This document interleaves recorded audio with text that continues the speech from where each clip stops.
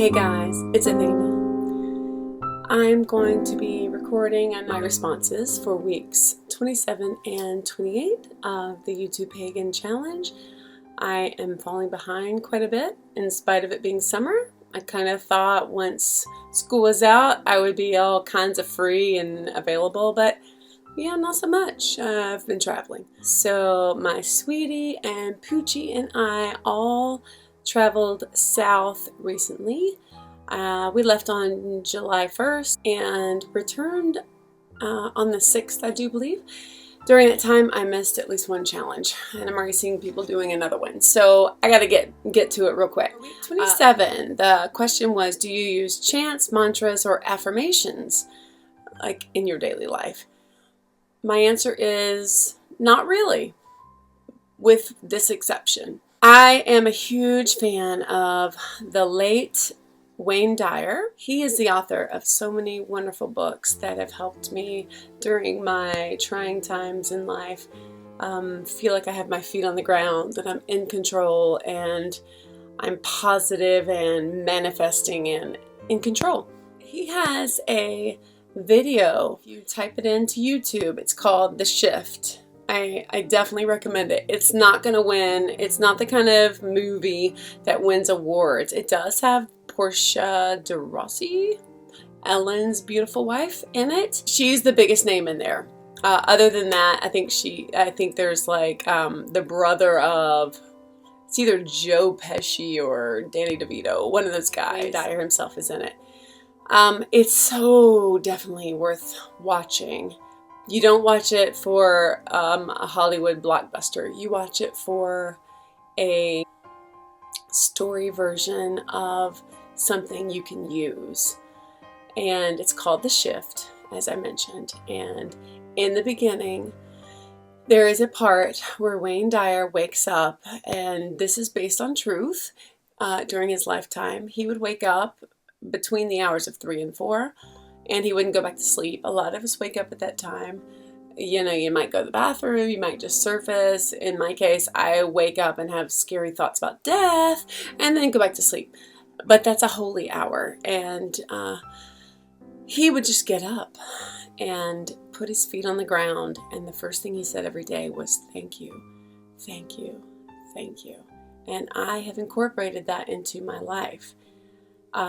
During the school year, when the alarm goes off, usually my first thoughts are a rated R 4-letter word, but to wake up and say thank you again for another day, that's a beautiful way to start your day. And when I remember, I do it again as I go to sleep at night. As soon as I am finally in my bed, which is so comfortable, clean sheets. I always shower before I go to bed because I sleep better if I'm clean, with the soft pillows and the cool sheets, and I say thank you, thank you, thank you. Because think of how many people in the world don't have that luxury, that simple luxury of a soft, clean bed.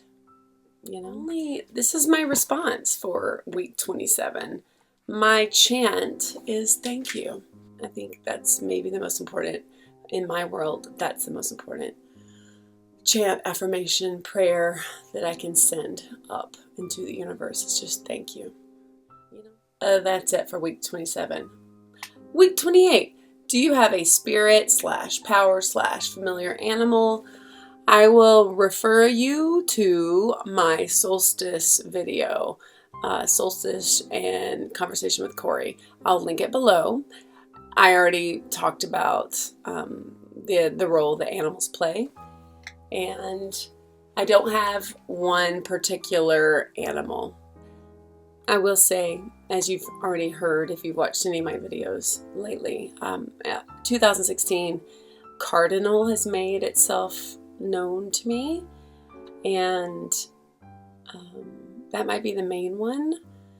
But fox. Since summer solstice and around that time, fox is definitely a spirit animal, or whatever you want to call it. It's important to me right now. And that previous video that I linked, I had said I was sad because I think they had moved on, and I do think they've moved on. But as soon as I pulled up after this trip south with my sweetie and with Poochie, The minute I was pulling into my driveway or pulling up to my driveway, a fox crossed the street towards my yard. So maybe they haven't moved on. And if they have moved on, at least Fox is letting me know she is not finished with me, and that it is definitely going to be my animal for this season. So I am very thrilled with that. I have no familiars. I never have. Everyone has their own opinion of how we use these words. The way I learned the word familiar did not equate pet. It was not a synonym for pet.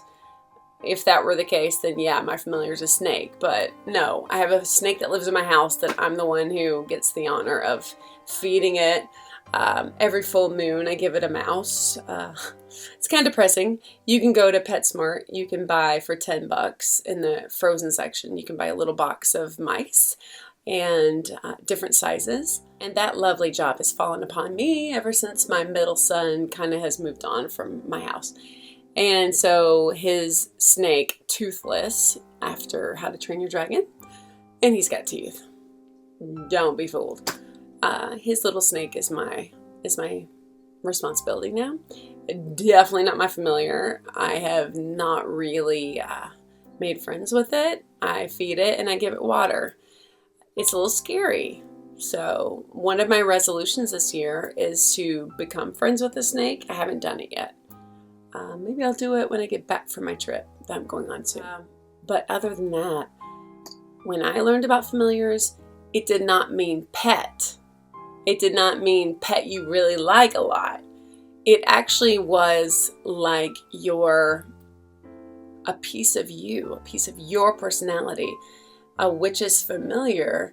If I wanted to go break into someone's home, I could have a familiar that was a raccoon, or that was some kind of animal that could get into spaces I can't go and do my bidding for me. That's what I learned a familiar was. Again, my opinion or what I've learned means nothing. So if it's your favorite little cat, then cool. Whatever resonates with you is cool with me. So I did want to also include, Jim Warrior has responded to this about animals, and his video is very good. It's a little lengthy, but it's worth watching. I really enjoy him. So I will also include him below. If I had to pick favorite animals or animals that have resonated with me since the beginning of time, one would be, I think the number one would be elephant.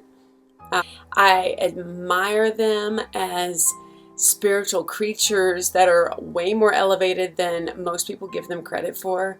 I know they have graveyards.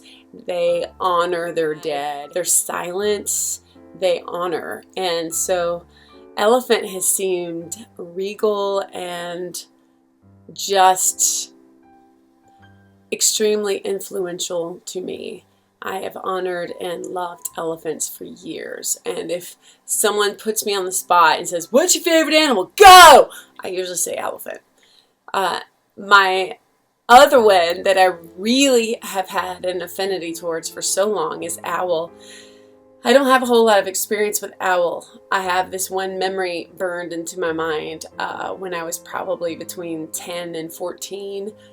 My neighbors had an owl in their yard, and I know it was nighttime, and one of my friends and I had a flashlight, and we walked up to a tree, and it was low. It was like eye level, and there was a very amazing owl sitting right there that turned its head like all the way around when we shined a flashlight towards it. I've always been equally parts in love with and a little bit afraid of owl's energy.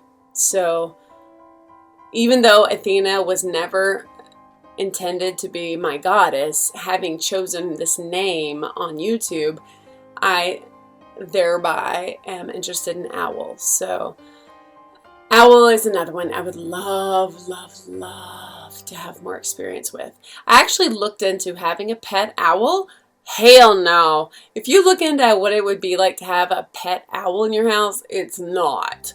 It did not appeal to me. From the fact that you have to feed it live rodents, to the fact that they are nocturnal, duh, and they're up all night making noises. They can't be tamed. They're feral animals no matter what. They bite you. They make noises. I was like, no. I don't think I need an owl that bad, although it's totes cool. And, Harry Potter didn't do a whole lot to curtail my love towards owls. I think owls are amazing, and I wish I had owls that lived in my yard and that I could just love, but whatever. So that's the long, weird, drawn-out answer for weeks 27 and 28. I can't wait for 29. Week 29 is all about crystals, and don't even get me started because I love me some crystals. Crystals are like my favorite. So I can't wait to make that video. Hey, guess what? So tomorrow morning, my sweetie and I are going to pick up our rental car and we're going to get our asses on the road to make the 8 to 9 hour trek to Salem. Okay. I cannot wait. This is a dream come true. Finally making it to Salem.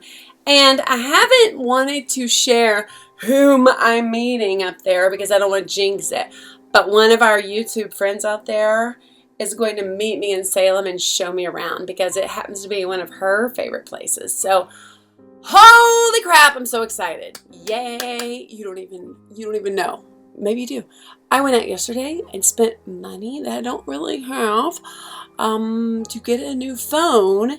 I already had the iPhone 6. I had to get another iPhone 6 with the largest storage capacity of all because I need to be taking me some serious videos while I'm in Salem. Oh my God. I'm so excited. So yay. You have that to look forward to. So if you happen to like me and one of my friends out there, yeah, you can look forward to seeing a video. I will not mention her name because I don't want to jinx anything. And we're only hours away. You and me, girl. Woo! I'm a dork. I'm okay with that. Okay, so happy week. I am currently in that place I always want to be in the summers. As a teacher, my goal once school gets out is to forget what day of the week it is. And honestly, it took me a second. It's Saturday. But it could be a Tuesday. It could be a whatever day. I don't care. I'm free. Free. Ooh. Okay. Anyway, thank you for watching, you guys. Love you. Peace.